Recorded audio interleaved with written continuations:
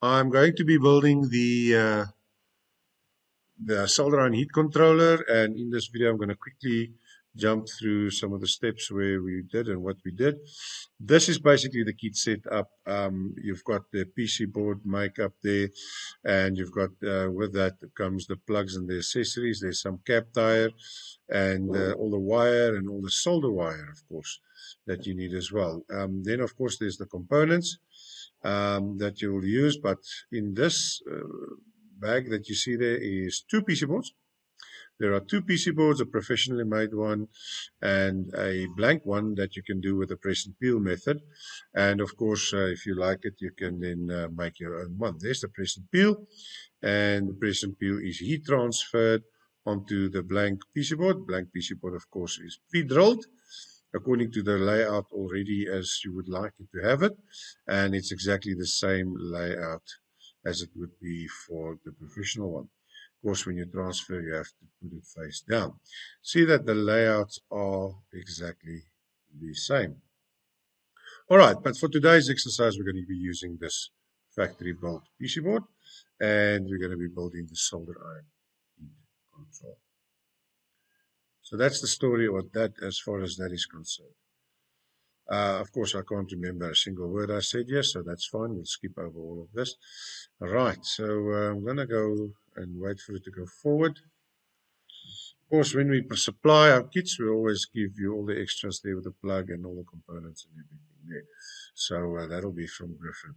All right, we're going to be building the circuit, the solder iron heat control, and we're going to be assembling it on the ready-made PC board. As you will see it, there's the component list, and you're going to be referring to that quite a lot. The circuit diagram or the component layout, as you can see, is exactly the same in the little manual as it is on the PC board itself. Both are exactly the same, so you can see the placement of the different components onto the PC board. Very, very nicely done. It's the same layout as you would see for the do-it-yourself or DIY PC board. Right, but for this exercise, we're going to be looking at the green one. You'll be using this green one, and that's your component list over there. And as you see, you can check it all and see whether they are all there. And in the next minute or so, we're going to be checking that all the components are there. Of course, there's the 3-pin plug, which is also supplied in this part of the price. There's the cap tire to give you supply, and of course you can plug your existing solder iron into that socket. So no circuit surgery as far as that's concerned. All right, there's a 555, and in the next little bit you're going to see how I'm going to be checking all the components, and I'm going to be fast forwarding through this bit here because it's boring as hell, and I'm sure by now you should know how to identify components. If you don't, you can always ask for the long version of this video. All right, so I'm going to go a little bit faster. All right, there I go, go. And as you can see, I'm checking that all my components are in fact there. Right, so in this portion here, there's all the components checked and ticked, all good. Right, that's the little, what should we call that thing? A little thermal resistor. We're going to be talking about that a little bit later as well. And here we go again, and we build. And as you can see, I'm going to solder all of this together, and maybe I have 1 or 2 cakes. On this, I had some issues with my soldering iron, and I'm going to jump forward a little bit and see where am I now. And you'll see the circuit is starting to grow. That's my portion that I added for the fuse holder. And we're going to go on, build. I use the glue gun to secure the wires so that they don't break off for the purposes of the demonstration. So there's no other funny reason other than that.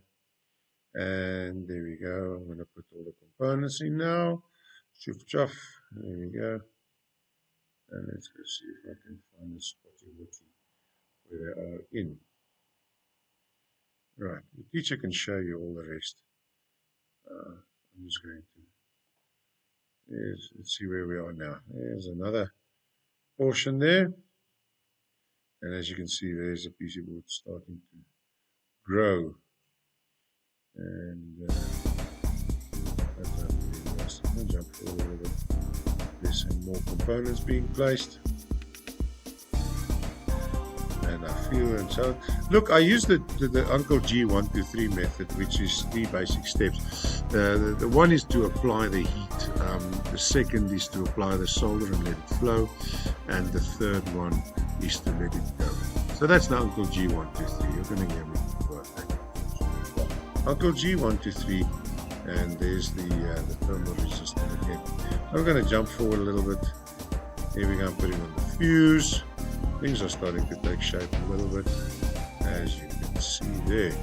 Alright, I'm going to jump forward and do another quick edit there to see if I can jump forward. There's the potentiometer. The potentiometer is used to adjust the heat.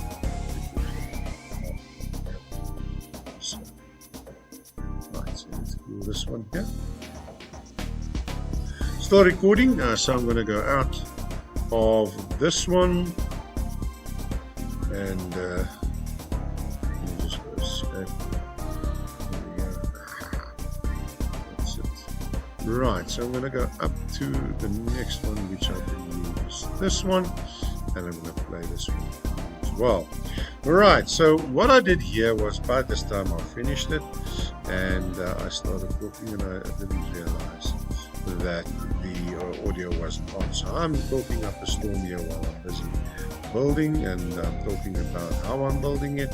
And as you can see, the circuit is the same board as I'm using. Very important about the components that certain components are polarity sensitive, like electrolytic capacitors and LEDs. And later on as well, you'll see on the what's his name, the IC and so on, are sensitive for that as well. So there we go. That's the triac that I'm putting in, and then notice the polarity, and then I just put it down in position.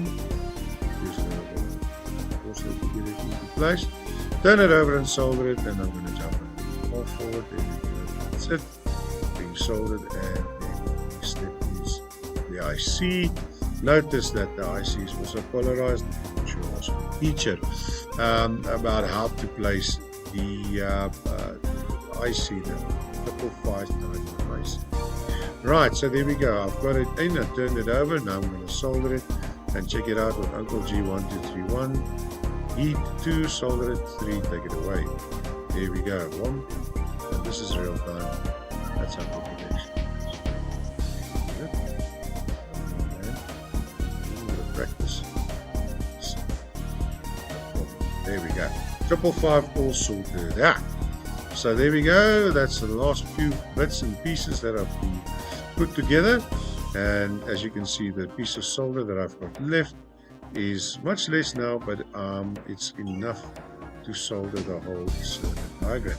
At this stage, I still had the 10K resistor in, and so that was going to give me some grief when I did that. Right, so I'm going to jump forward again, and I'm going to kill this video as well. Escape. I'm sitting there looking at myself all funny. That's because I was starting to realize I didn't have my audio on. Okay, so here we go. This is the test phase. I'm sure that this is the part that you're interested in. So what have I got here?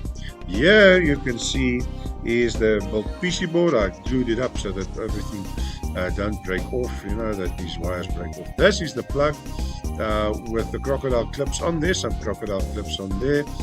Not for a permanent installation, I'll definitely not recommend it, but for a test, it's fine. Okay, and what I also have here is, you can see these wires going from there and there, all the way around to the light. And the light is my my load. It's my solder iron, and at the bottom I've got the switch. I can switch it on and off using at the bottom. There you can see I switched it on the PC board, and but I'm actually using the off-camera switch to switch it on and off. There's the light, and the light will fulfill the role of our load or our solder iron in this case. Good. So what I'm going to be doing now is I'm going to show you that this resistor, the load resistor, is going to heat up, and I'm going to use the heat from this resistor to switch the circuit on and off, and I'm going to be adjusting it using this variable potentiometer. So there's the power, and at this stage you can see that there we go, I'm switching it a bit, and if I adjust it, then you will see that the light comes on. At this, sometimes I move it a little bit further away just for the sake of demonstrating the heat and to show you that it works. There we go. I'm going to adjust it a little bit, and you can see it's a little bit warm. At the moment I remove it away from there and give it a little bit of wind or blow a little bit on it, then it should be there. I'm blowing. It's me blowing on it a little bit, and it should. So there we go, and the reason for the brightness is the fact that it becomes as it switches on and it's bright, but then it's giving full power, and as I leave it to heat up, it will switch off, and there I'm blowing on it again, blow, blow, blow, and it goes on, and as it heats up, you can see it slows down the switching. Oops, switches off.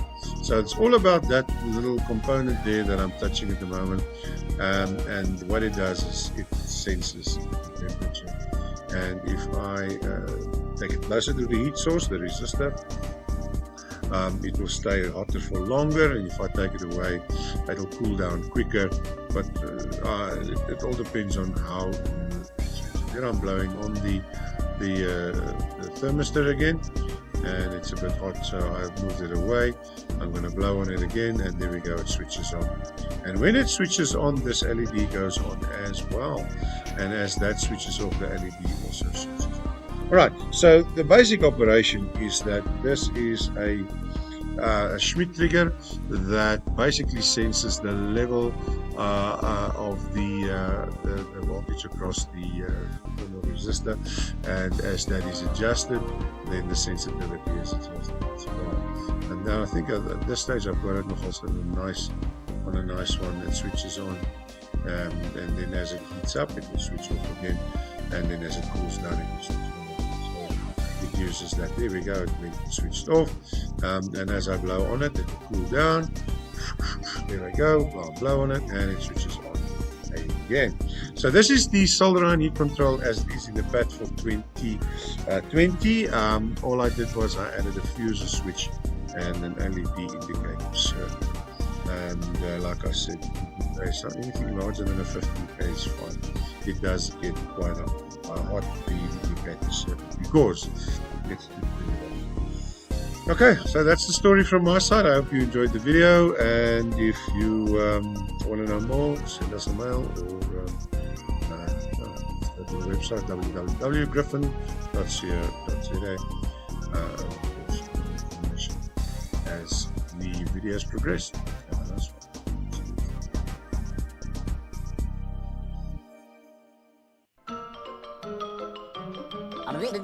That's all, folks.